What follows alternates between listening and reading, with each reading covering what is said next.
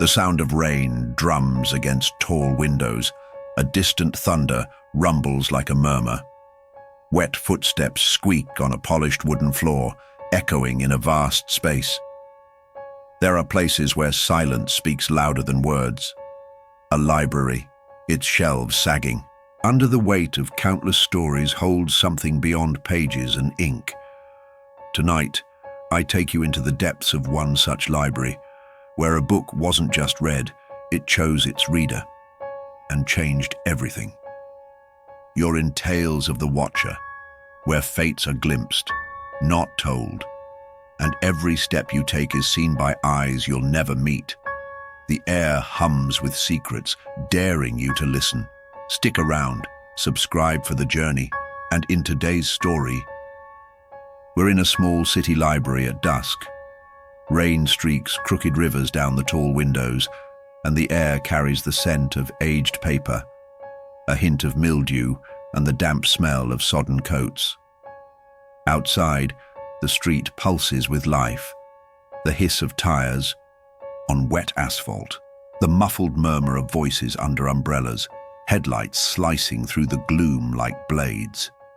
Inside, though, the silence is almost solid, broken only by the tick-tock of a wall clock that seems to measure something beyond time. Clara is 32, a graphic designer whose eyes bear the weight of sleepless nights. She chews the end of her pen when stress tightens its grip, a habit that leaves ink stains on her fingers. She's not someone who draws attention.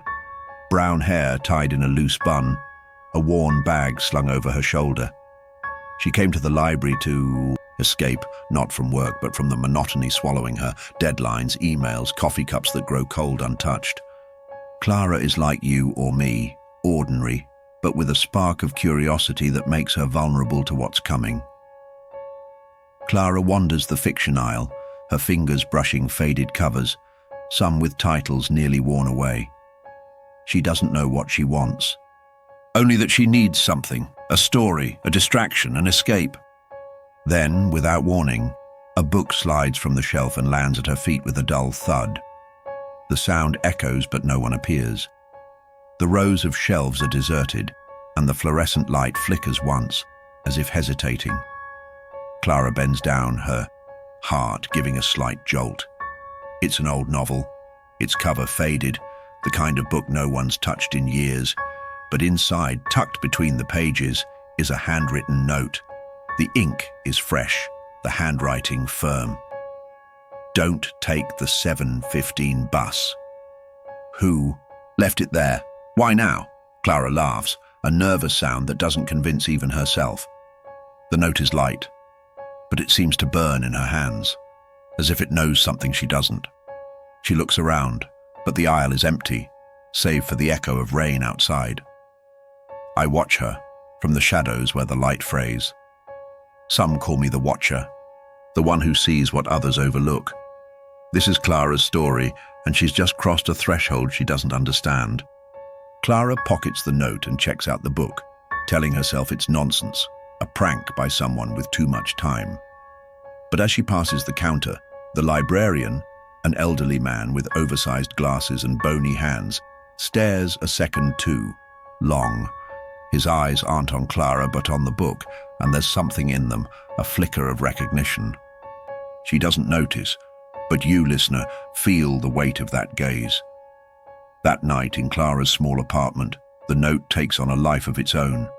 Sitting at the kitchen table under the yellowish glow of a lamp, she unfolds it. Don't take the 7:15 bus. The words are simple but absurdly specific. Clara takes that bus every day to work, at 7:15 sharp without fail. It's her routine, as automatic as breathing. She turns the note over, searching for clues, but there's nothing, just yellowed paper and black ink. Her rational mind protests. It's a coincidence, a joke. But as she drifts to sleep, the darkness pulls her somewhere unsettling. In the dream, Clara is on a bus. The seats are empty, but she feels eyes on the back of her neck. The vehicle speeds up, the windows rattle, and a piercing screech cuts the air. Glass shatters and a voice, cold, unfamiliar, whispers, "You were warned." She wakes with a start, her heart pounding, the room wrapped in silence. The rain outside seems to echo the rhythm of her breath. The next morning, the sky is grey, heavy with clouds promising more rain. Clara's late, her phone buzzing with unread emails. She throws on her coat, the note still in her pocket, and rushes to the bus stop. The 7:15 is her bus, always has been. But today, something makes her pause. A man at the stop coughs loudly, the sound muffled by a grey scarf. A woman scrolls through her phone, her face blank as if she's not really there. A crow caws from a nearby tree, and Clara feels a shiver. Everything feels off. She boards the bus, but her fingers clutch her bag tightly. The note seems to pulse in her pocket, its words echoing. "Don't take the 7:15 bus." The driver starts the engine, and the bus lurches. Then, a sharp squeal. The tires skid over a pothole. Clara grips her seat, her heart in her throat. But it's just a pothole. The driver grumbles an apology. The passengers stay silent. She breathes, relieved but embarrassed. How foolish to think a note means anything. But as she looks out the window, Clara sees something. On the sidewalk, under the rain, a figure stands still. Tall, motionless, its face indistinct under a hood. The bus passes and she blinks, trying to focus. When she looks again, the figure is gone, as if it was never there. Her stomach churns. It's just the rain, she thinks, just the rain. Clara tries to let the note go, but it refuses to be ignored. At work, her computer crashes 3 times, the screen flashing with garbled text. She jokes with a colleague, saying it's the universe conspiring. But her laugh sounds hollow. During lunch, alone at a cafe, she gives in to curiosity. On her phone, she searches for the library. Most results are mundane, hours, local events. But in an obscure forum, she finds a post from years ago. The Elm Street Library is weird. Books fall on their own. Once found a note, it felt like it was written for me. The author is anonymous and the replies mock, but Clara feels a chill. Back at her apartment, she opens the book again. The note is still there, untouched, but now she notices a new detail. On the page where it was tucked, a sentence is faintly circled in pencil, almost invisible. Fate is a thread, easily snapped. The words are from the novel, but the circle feels personal, as if someone wanted her to see it. Clara slams the book shut, her heart racing. She doesn't believe. In fate, never has. But now, for the first time, she doubts. That night, Clara returns to the library, the book in her bag, determination mixed with fear. The place is emptier than usual, the fluorescent lights buzzing like insects. The librarian is there, the same man with oversized glasses. He watches as she approaches, his smile polite but his eyes narrow. Clara asks about the book, about strange notes, anything unusual. He shakes his head, his voice calm, but his hands tremble as he types at the computer. Some things find who they're meant to find, he mutters, almost to himself. Clara feels a shiver. It's a harmless phrase, but it sounds like a veiled threat. As she leaves the counter, the library's lights flicker, a brief blackout that makes the shadows dance. Clara turns her head, and for a moment, she swears she sees a silhouette at the end of the aisle, tall, indistinct, still. She blinks and it's gone, just shelves and silence. Her phone vibrates in her pocket. A news notification. Accident on 7:15 bus route, no injuries, cause unknown.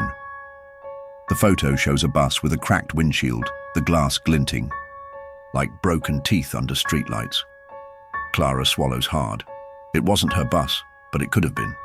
Days pass, and Clara changes her routine. She avoids the 7:15 bus, opting for long walks or expensive cabs. But the note remains, tucked in her bag, a weight she can't explain. At home, she starts noticing small things. The kitchen clock loses minutes every day. The bathroom mirror fogs up for no reason. One night, while reading, the lamp flickers, and she hears a sound, a faint scratching, like nails against wood coming from inside the walls.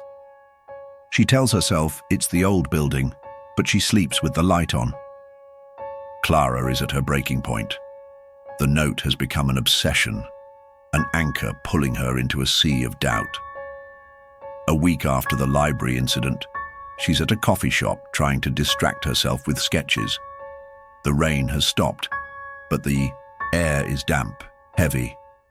A man sits a few tables away, his coat dripping onto the floor. He's reading a book, and Clara's blood runs cold. It's the same novel, the same faded cover, identical to the one she found. Her eyes lock on the cover, and then the man looks at her. His gaze is sharp, as if he knows her. "You didn't take the bus," he says, his voice low, cutting through the coffee shop's noise. "It's not a question," Clara stammers, caught off guard. "What?" she manages. He smiles, a smile that doesn't reach his eyes, and slides the book across the table before standing. "Take care, Clara," he murmurs, and leaves. She's frozen, her name in a stranger's mouth echoing in her mind. Shaking, she grabs the book. Inside, another note, same handwriting. The library knows. Clara can't take it anymore. She races back to the library, the two books heavy in her bag, her heart pounding so loud it drowns out the rain that started again. The building looms larger at night, its windows dark like closed eyes. The librarian is gone, replaced by a young woman who barely looks up from her phone. Clara demands answers about the books, the notes, the accident. The woman frowns, confused, and says she's never heard of anything like that. "It's just a library," she says, but her voice wavers as if she doesn't believe it. Clara turns to leave, but a sound stops her, a low groan, like wood under strain. A shelf in the corner trembles, and a book falls, heavy to the floor. She doesn't want to look, but her feet betray her. She approaches, the air too cold for a heated room. The book is open, a blank page, except for a single word scrawled in black ink. Clara. She drops the books and runs. The rain swallows her outside, soaking her as she sprints home. Her phone vibrates, insistent. Another news alert. Major accident on 7:15 bus route. Multiple injuries. The photo shows a wrecked bus, twisted metal, siren lights reflecting in puddles. Clara stumbles on the sidewalk, her breath caught in her lungs. She wasn't there. She's alive. But her name, written in that book, won't leave her. Is it a warning, a threat, or something worse? Clara never takes a bus again. She changes her commute, walking miles or spending what she doesn't have on cabs. The notes are locked in a metal box, hidden in the back of a drawer, but she checks them every night, as if expecting them to vanish. Sleep is hard now. She dreams of endless rows of shelves, of shadows whispering her name, of a clock ticking a time she can't explain. By day, she functions, works, smiles, talks, but her eyes are always searching, as if expecting to see that hooded figure again. Weeks later, on a rare sunny day, Clara is at a park, sketching in a notebook. The air is light, the world feels normal. A child runs nearby, dropping a toy, a plastic bus, red and yellow, that rolls to Clara's feet. She picks it up, her fingers trembling, and hands it back. The child's mother smiles. "Funny how fate brings things together, isn't it?" she says, without malice. Clara nods, but her throat tightens. Fate, a word she hated, but now it haunts her. I watch her, from the edges where the sunlight dissolves. Clara has changed, even if she won't admit it. The note, the book, her name scrawled. They're echoes she'll carry forever. She's safe, for now. But the library doesn't forget, and its secrets don't sleep. Some would call it coincidence, others fate. Me, I see a thread thin as a spider's web stretched by hands no one can find. Who wrote Clara's name in that book? What did the library want her to know? I could answer, but truth is sharper when cut with doubt. The shadows keep their secrets, and I'm only the narrator, the one who points to what you don't want to see. If you pass a library at dusk, stop, listen. The shelves might have something to say, and it might be your name they whisper. This is Tales of the Watcher, where shadows tell what eyes dare not see. Until the next story, keep watching.